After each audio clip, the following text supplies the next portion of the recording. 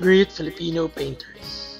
Discover some of Philippines' talented artists.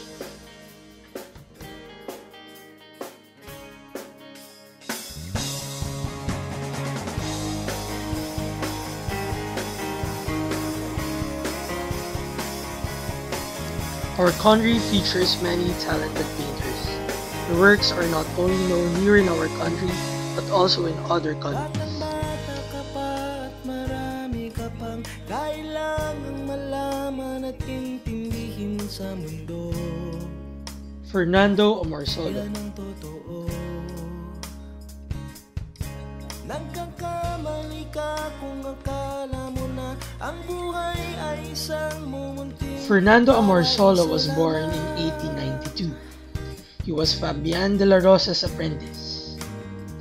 He took up fine arts in University of the Philippines. Akala mo na alam mo na ang lahat ng kailangan mong malaman.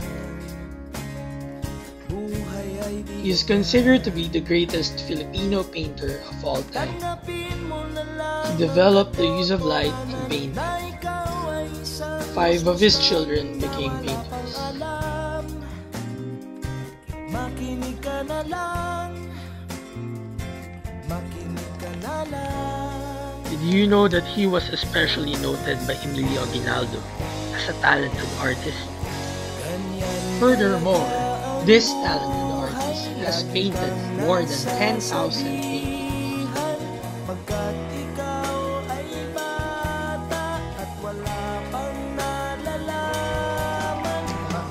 This is the rice harvest. It was said that Amorsolo hated sad and gloomy paintings.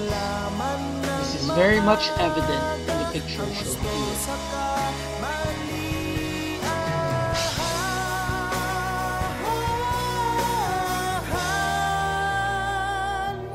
Juan Luna. Mata ko, nalalaman ko to. Inaamin ko rin na kulang ang aking nalalaman. Juan Luna was born in 1857. He is a national hero. He studied painting abroad. Alam ko na may karapatan ang bawat nilalang. Kahit bata pa man, There in Madrid, kahit his bata works pa were man. very much in demand. He is known for his work in Espolario. Nais ko sanang malaman ang mali sa katotohanan. This painting shown here is the famous Polaris. Ang aking It was identified by Jose Rizal as an allusion to the exploitation of the Philippines by Spain. kulay ng buhay, tunay na malayas. Bernardo Vildula.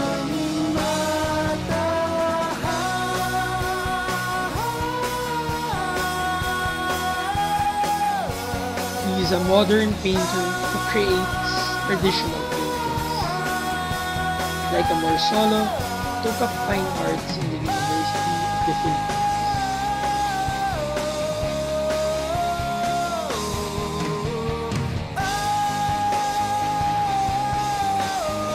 He studied under the great Fernando Amorsolo. His paintings depict Filipinos at work.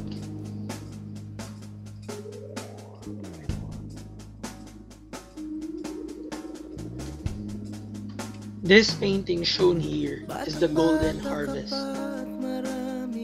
This is an example of his paintings that depict Filipinos at work.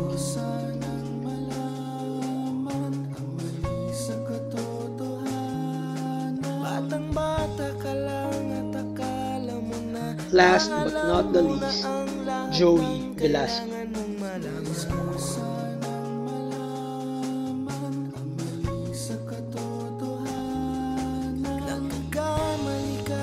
Artist painter Joey Velasco had a kidney disease.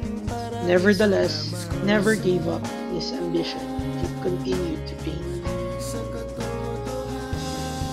Nagkakamali ka kung akala mo na ang buhay ay isang mumunting paraiso lamang. He He's known for his famous Hapag ng Pag-asa, which depicts the lives of actual poor children. This is shown in the video Kambas ng Lipunan. One can learn a lot of lessons from this video.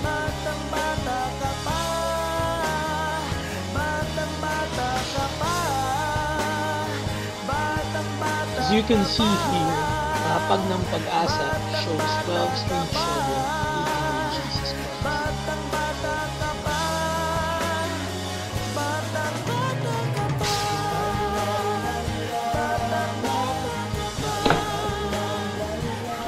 Akala ko nung una, ganun-ganun lang ang magpinta.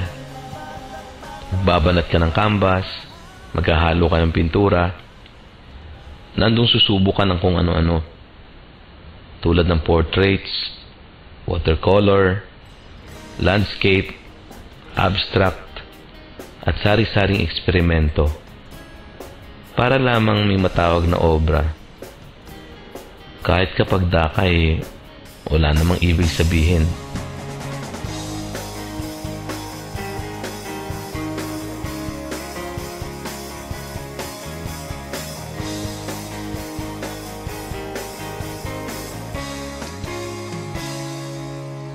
I realized that Filipino painters are truly talented. They have contributed their talents and skills to the world. Shouldn't we be proud as Filipinos? Nagkakamali ka kung akala mo na ang buhay ay isang mumunting paraiso lamang.